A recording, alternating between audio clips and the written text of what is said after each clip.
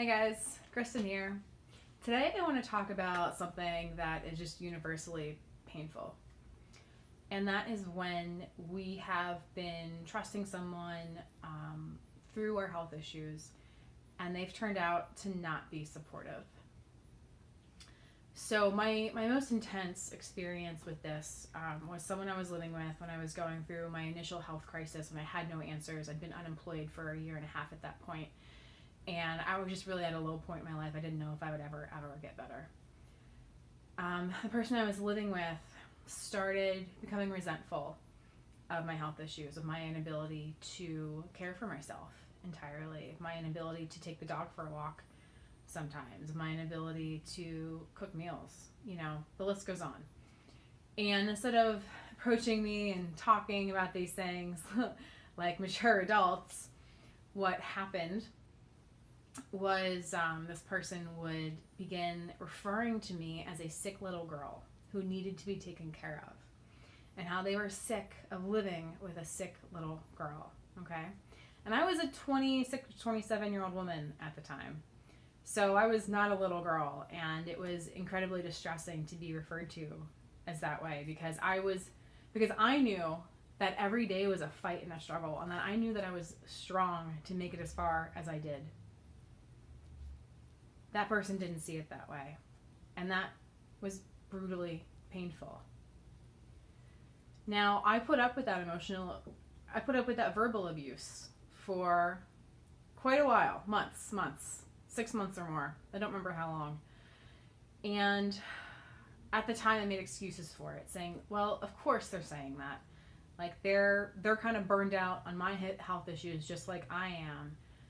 And it's a natural response, and well, they're so good to me at other times, so I can just kind of let this go. I can let this be. Now, this is before I had developed a relationship with myself. And really, I didn't realize this at the time. I didn't realize this until much later. But enduring that verbal abuse of being called a sick little girl and all the things that went along with it was actually draining my energy even faster than it was already being drained, and it was actually contributing to my health issues.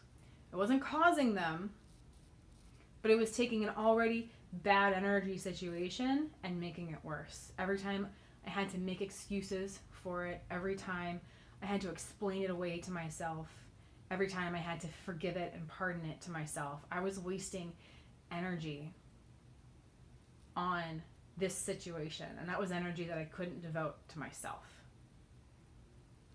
And it took a while, but it was only after I started healing, after I had started recovering, after I had built that self-caring, self-loving relationship with myself, that I was still ill and I was still unable to fully support myself on a day-to-day basis.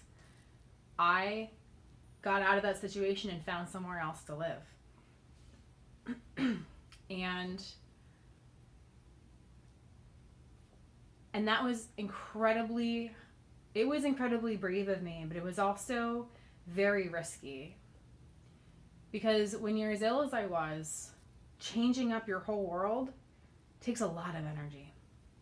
It takes so much more energy to move when you're that ill than it does for a normal healthy person. And even normal healthy people hate moving because of how stressful it is and how exhausting it is. So it was something I really had to do very carefully, but I also had to do it deliberately for myself. It became one of those situations where the push was worth the crash, because I knew that once I got out of that situation, I moved on with my life, and I stopped dealing with that abuse, that I could eventually begin healing more. I could begin healing faster once I got out. So yes, I had to move. Yes, there were crashes to deal with, and I got through those. But after that recovery period happened, my recovery really started to accelerate. Not because my health issues were emotional and mental, but because I wasn't dumping that energy into a bad situation. I was then able to dump that energy into healing. So it was a really positive feedback loop once I got myself out of that.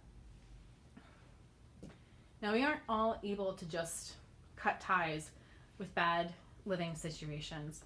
But if you are in a bad living situation, I definitely encourage you to use the art of possibility and presence and acceptance to try to find a new way out for yourself, or a new way to protect yourself, a new way to heal yourself.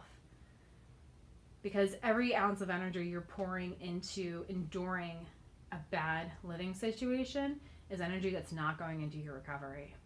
This is one of those really hard moments where you need to decide for yourself, when's the right time, what's the right thing to do.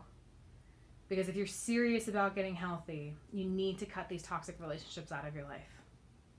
All right? If you're willing to do anything to get healthy, this is one of those things that has to be figured out at some point. And if you are living in one of those situations, it breaks my heart to hear that. All right? And you can reach out to me directly if you're looking for some direction on how to get out of one of these bad situations and into a better one. I can't promise I'll have an answer, but I can promise I'll listen. If you found this a useful tip on how to live with severe chronic fatigue, then please subscribe to my YouTube channel. I post here almost every day, sending you love and health. I'm Kristen.